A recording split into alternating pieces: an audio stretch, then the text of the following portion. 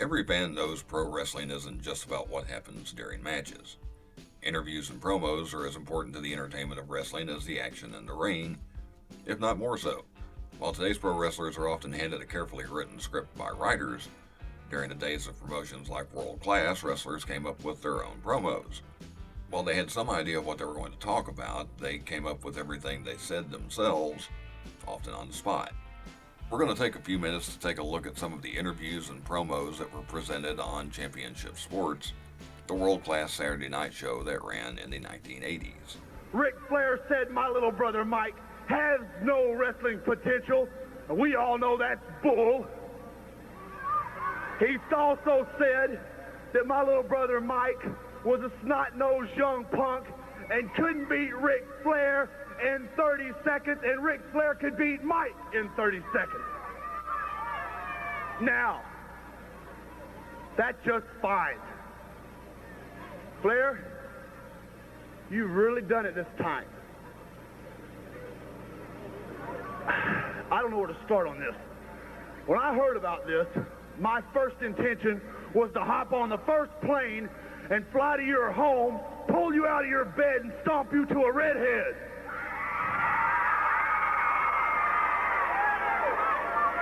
But my dad always taught me to not do on instinct.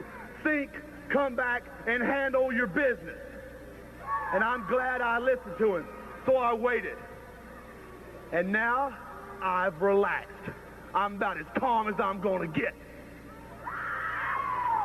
Ric Flair, you put yourself in a corner right now that you ain't gonna back out of.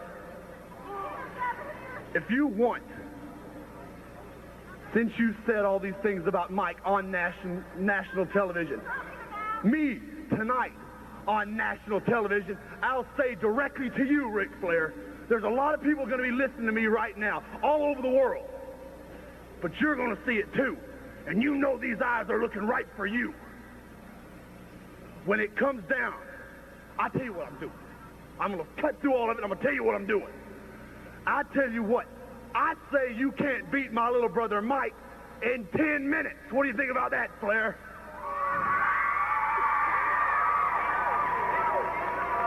Now, I know my dad's probably crawling the walls at home. That's just fine, Dad. Crawl down a minute and listen to what I got to say. We're all Von Erich. We were all born and raised in Texas. And we got it all. And you gave it to us. So don't think too lightly of Mike. Mike can handle himself just fine. Now, 10 minutes, Ric Flair. I'm going to give you 10 minutes. And if you beat Mike in your 30 seconds, as you say, or within the whole 10 minutes, if you beat Mike, I give you my word, and my word is a bond, that I will never ask to wrestle you for that world title again.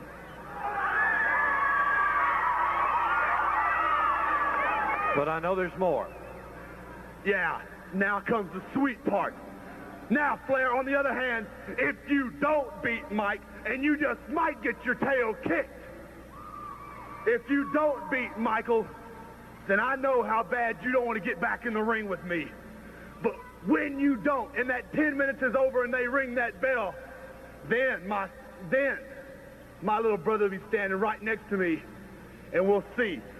David Von Erich, if Mike lasts that 10 minutes, that I will name the place, I will name the time, and I'll name every stipulation and every rule for that match. And then, Ric Flair, we'll see who's gonna be the next World Heavyweight Champion. Bum! Okay. Bruiser Brody with us now. Bruiser, you're right in the frying pan now, teaming with the Von Erichs for the World Six-Man title Monday. You know, I want to start off by saying that Gary Hart has come out here for three weeks now and try to convince everybody that I was some type of underdog or had some type of disadvantage because I'm in the ring with his 490-pound pile of stink that he's been toting around from Chicago. Well, the people here know me long enough to know that I ain't no underdog, and a dang shame scared of this great big thing that he's toting around. You know, the way I see it is probably about an even match. I figure if you cut about 50 pounds off right here on the right side of that big boy, and you took off about 110 right here, he'd weigh somewhere around 100. He'd lose about 160 pounds. He'd be about 310, about equal to Bruiser Brody.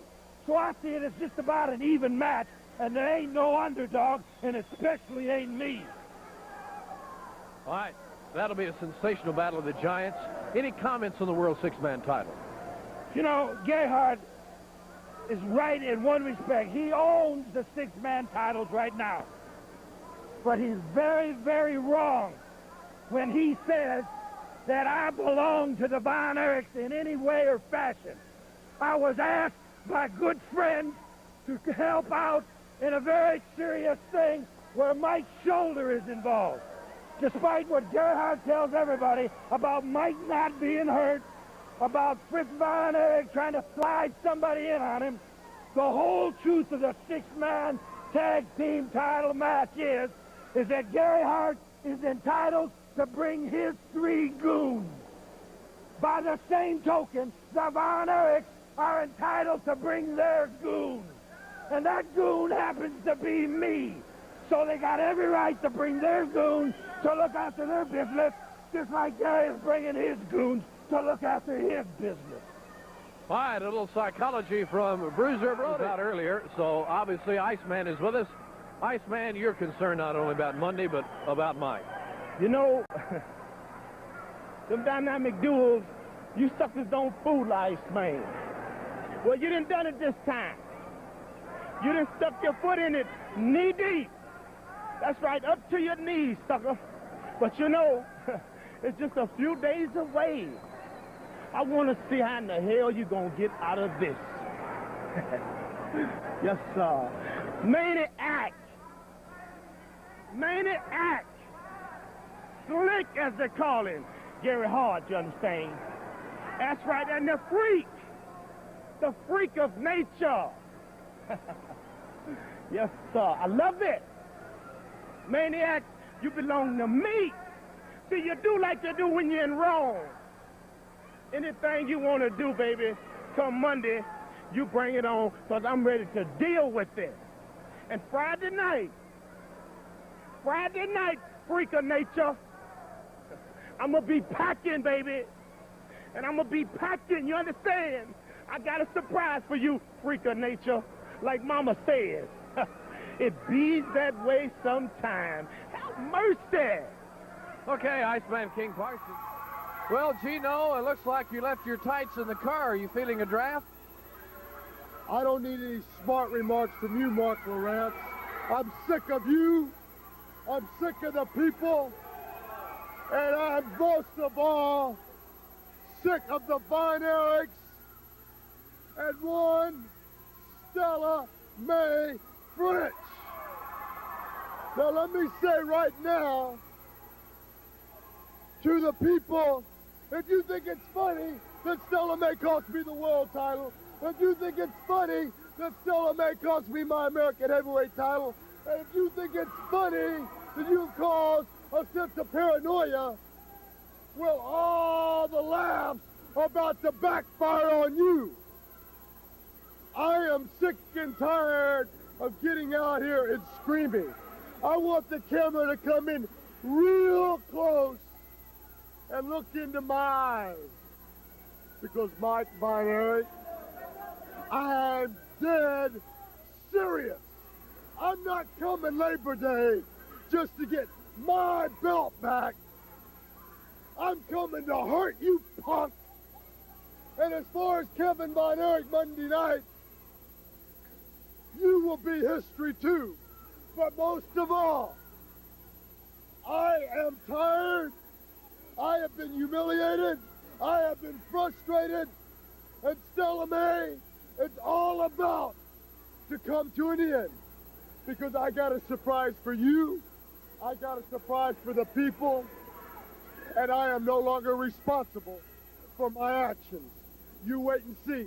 Like they say, actions speak louder than words. Well, there's fixing to be a big, loud rumble. Well, you may not have seen all that interview, but I know you're here. Terry Gordy and Michael A. That's right, Mark Lawrence. You know, everybody knows that I got the missing link next week, and everybody out there knows that they don't call him the missing link for nothing. Because he is missing just a little bit upstairs. Hold on.